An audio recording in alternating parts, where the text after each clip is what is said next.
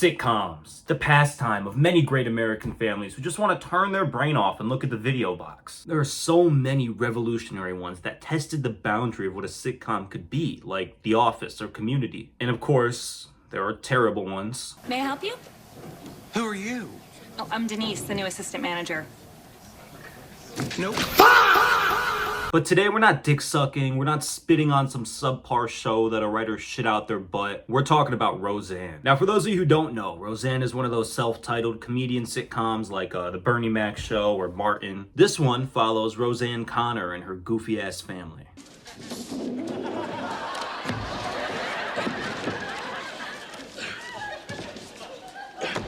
And this show, in my opinion, is amazing. You know, of course, it's funny and the actors have great chemistry and all that, but above all, it's just real. The Connors aren't very well off. No one has a radio show or TV show. They work real blue-collar jobs and they deal with real problems. If we're real careful with this $500, Yeah. we can just about pay everything up. And that'll leave us with $11.87. And honestly, it's just comforting to watch this real family deal with real problems in a laid-back, playful kind of way. Well, at least I can go out to dinner. But let's get into it. I mean, you probably clicked on this video because I named it Roseanne, a parenting philosophy or something like that, and I owe you an explanation for that. I think Roseanne, the show, not the person, I need to make that clear, but I think the show presents a very interesting and radical philosophy on parenting. One where trusting your children is the best thing you can do for them. So from the first episode, we see something that would have got my ass beat. Back talk. Why do you always wait to the last minute to tell me these things? I've got a life too, you know. It's not like I don't have nothing to do. I'm sorry. What do you want me to do? Throw myself off a bridge? Yeah, and take your brother and sister with you. But like, she kind of just brushes it off, you know? Like, there's a very loosey-goosey vibe about the house. And of course, it's a comedy, you know? I don't expect Roseanne to sit down and give her kids a stern talking to every time they talk back to her. They're supposed to banter. That's part of what makes the show funny. But it just so happens that this also sets up the Connor family dynamic. You know, rebellion isn't shut down or anything. It's treated as a natural part of growing up. And that goes past just simple back talk. There's a season 1 episode called Canada Time where Darlene, Roseanne's youngest daughter, switches her grade from a D to a B. And she wasn't fooling nobody. But I mean, look how they handle it. Isn't that the most perfect bee you've ever seen in your life? Never seen one quite like it. And I think the guilt is punishment enough. That and being grounded for 3 weeks. Oh, no! 2. Two's good.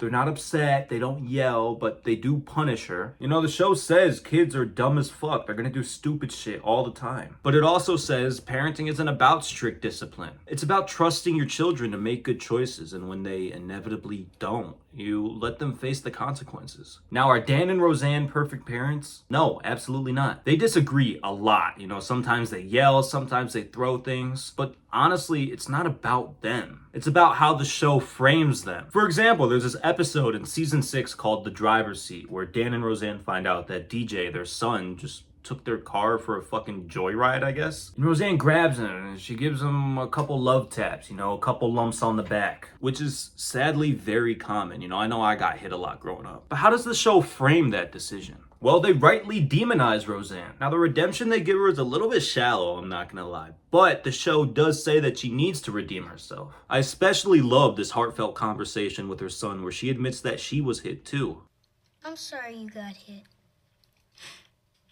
I'm sorry you got hit too. Roseanne was wrong, and that's what's important. Now, is the show unique for this? Definitely not. I mean, it was the 90s. I think any show would have taken that stance. And plenty of shows did. There was Full House, Boy Meets World, Fresh Prince. But none of those shows had the balls to make their main character the abuser. Because when we see Roseanne, somebody that we have a connection to, doing something fucked up, we feel that on a deeper emotional level. So why am I talking about this? You know, I'm a young guy. I don't have any kids myself. Why am I so interested in what this 90s sitcom has to say about parenting? And that's because, you know, I don't have kids, but I do have a special relationship with children. For those of you who don't know, I coach gymnastics. That's my day job. I work with children aged 4 to 12, and I love it. But sometimes, man, these children love to test your patience. And you have to be patient to coach. And with how much I watched Roseanne for this video, I've come to the conclusion that it has a very similar philosophy to one that that I use when I coach. You know, you accept that rebellion's gonna happen, you punish them, but keep it lighthearted, and most of all, you trust your children. You know, I've been coaching 3 years now. I've seen strict coaches, I've seen coaches who don't give a fuck about the kids, they just want the paycheck, and their classes are either incredibly hostile or disjointed. You know, nobody goes home happy. While every once in a while I have a class that don't go as well, you know, following this philosophy has helped me stay grounded.